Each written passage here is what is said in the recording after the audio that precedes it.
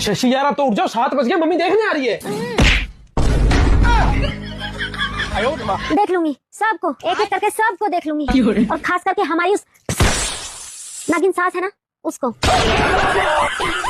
सास नहीं है वो, तो हमारे पिछले जन्मों का श्राप है वो, हमारी कुंडली पर बैठा काला नाग है वो।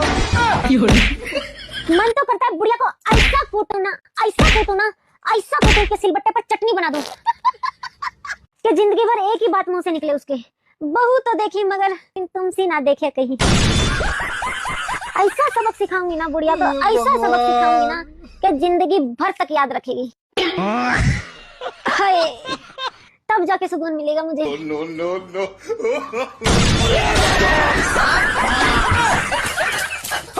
मम्मी जी, पापा चले।